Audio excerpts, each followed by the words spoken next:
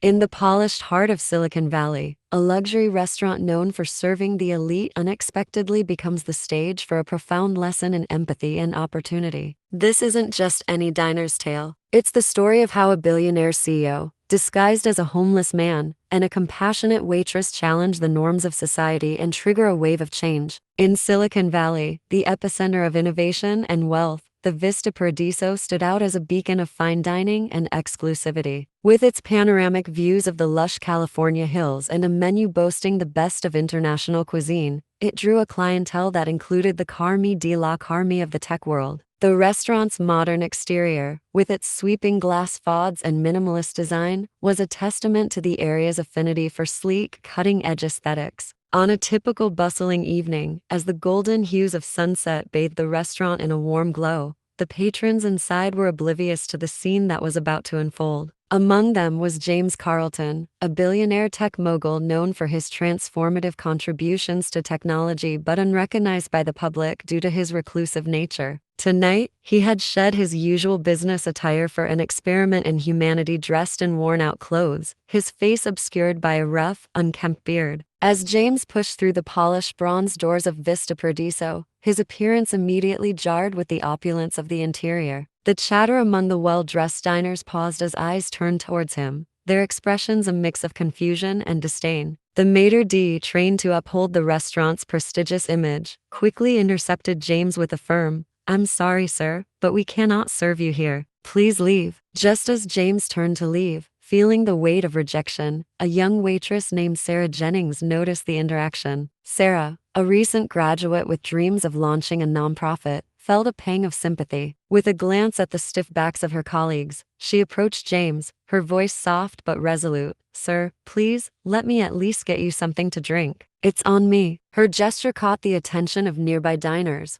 murmurs rippling through the tables as they witnessed the scene. The chief waiter, Mr. Hawthorne, a stickler for rules and appearances, saw the exchange and swiftly approached, his face a mask of professional disappointment. "Sarah, this is not acceptable. You know our policy. I must ask you to leave for the day," he stated coldly, dismissing her on the spot. As Sarah collected her belongings, tears stinging her eyes from the injustice and shock, James stood and revealed his true identity. The dining room fell into a stunned silence. "I am James Carlton, CEO of Quantum Innovations. Today I came to see how those who face hardships are treated, and Sarah here has shown the kind of integrity and leadership that my company values." The revelation sent a wave of shock through the restaurant. Diners whispered and reached for their phones, the news of the incident spreading like wildfire across social media. James turned to Sarah. "I would like to offer you a position at Quantum Innovations to lead our new community outreach program. What you did today exemplifies the courage and compassion we desperately need." Sarah, overwhelmed but empowered, accepted the offer, her spirit lifted by the unexpected turn of events. As she walked out of Vista Paradiso with James, applause broke out among the diners,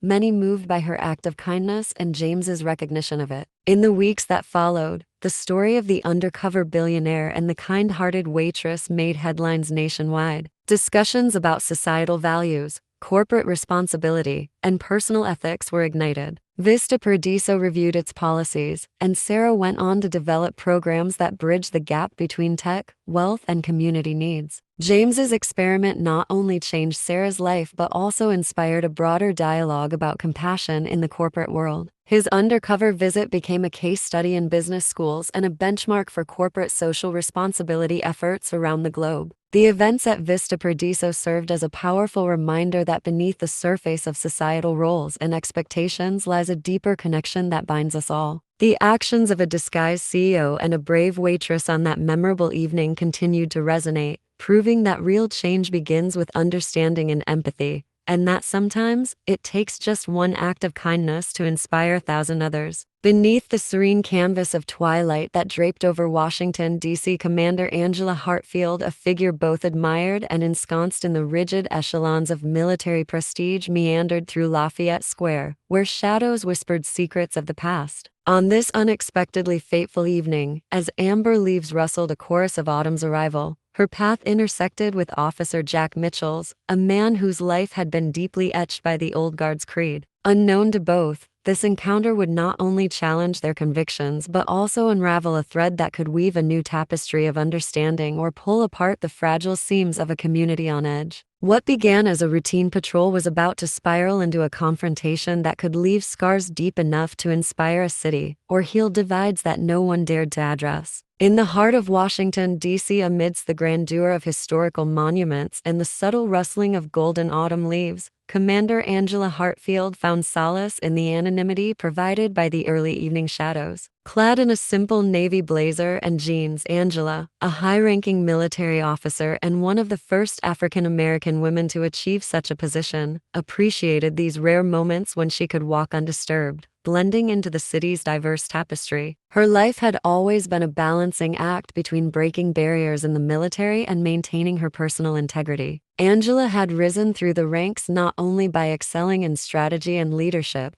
but also by navigating the complex dynamics of being a woman of color in a predominantly male, and often unwelcoming, environment. Her resilience was born of countless small battles fought quietly behind the scenes, each victory paving the way for the next challenge. This evening's stroll was intended as a brief escape from the pressures of her office, where the weight of national security constantly loomed. Angela's mind was occupied with global strategies and domestic protections, a never-ending chess game played on a world scale. As she moved through the familiar paths of Lafayette Square, her thoughts were abruptly interrupted by the presence of a police cruiser that seemed to slow down as it approached her. Officer Jack Mitchells, a veteran of the D.C. police force, was on patrol. His career had been marked by commendable service, but was also shadowed by an adherence to outdated prejudices. Jack was a product of a different era in law enforcement, one less sensitive to the nuances of race and community dynamics. His mindset was forged in the tough streets of D.C. during decades when the approach was often more confrontational than compassionate. Despite the evolving policies and training aimed at fostering community policing, Jack's old habits and instincts often overrode his better judgment. The city was on high alert due to recent threats, and every officer had been instructed to be extra vigilant. When Jack noticed a lone figure near the dimly lit park, his instincts and biases took over. He saw not a woman taking a leisurely stroll, but a potential threat lurking in the shadows. "Good evening,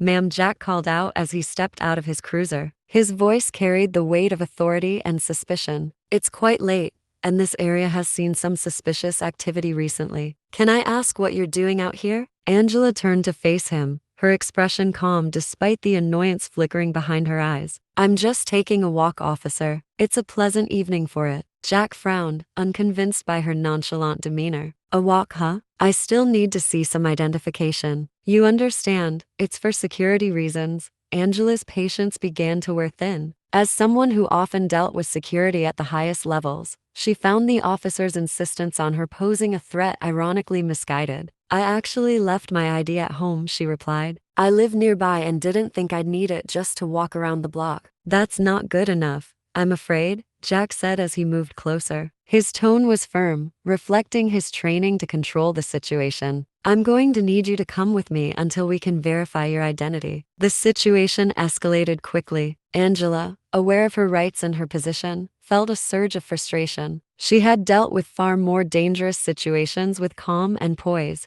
yet here she was, being treated like a common suspect on her evening walk. "Officer, I assure you, I am not a threat. I am a commander in the U.S. military, and I'm simply out for a walk." "Claims like that require proof." "Without ID, I have no choice," Jack insisted, reaching to grab her arm. Angela pulled back sharply. "I would advise you not to handle me, officer. You are making a mistake." Jack, now perceiving her resistance as defiance, called for backup. Within minutes, the scene attracted the attention of passers-by, some of whom began recording the encounter on their phones. The tension in the air was palpable as bystanders murmured and cameras clicked. A young man who recognized Angela from a recent news feature about military leadership stepped forward. "Isn't that Commander Hartfield?" he asked aloud, causing others to take notice. "Yes, I am," Angela confirmed, her voice resonating with authority and a hint of underlying frustration. "And this officer is detaining me without cause." Backup arrived quickly, including a senior sergeant who recognized Angela immediately. "Commander Hartfield," he exclaimed, his face a mix of surprise and concern as he approached the scene. "Officer Mitchells,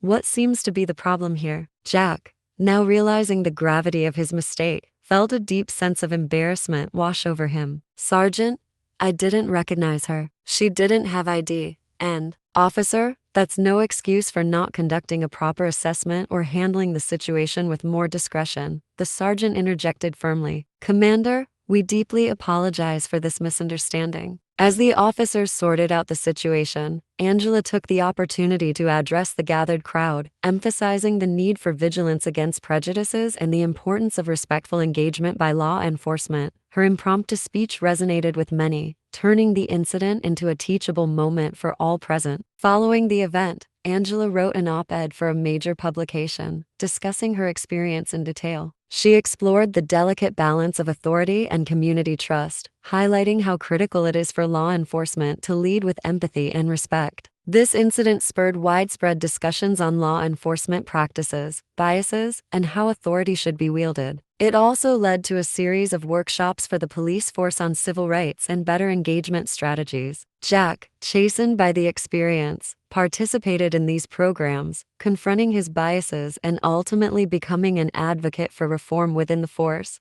The story of that evening in Lafayette Square served as a catalyst for change, reminding the community and the nation of the ongoing challenges and responsibilities shared by all those in positions of power. Through her composed yet firm handling of a potentially volatile situation, Angela Hartfield exemplified leadership, not just in her official capacity, but in her everyday actions, reinforcing the principles of justice and equality she stood for. This narrative, rich with confrontation and reflection, continued to inspire discussions about the intersection of race, authority, and community for years to come. And this brings us to the end of the story. Thank you for watching till the end. I hope you enjoyed the story. If you did, don't hesitate to like the video and share it with your friends too. Subscribe our channel and turn on the notification bell for more fascinating stories. Have a nice day.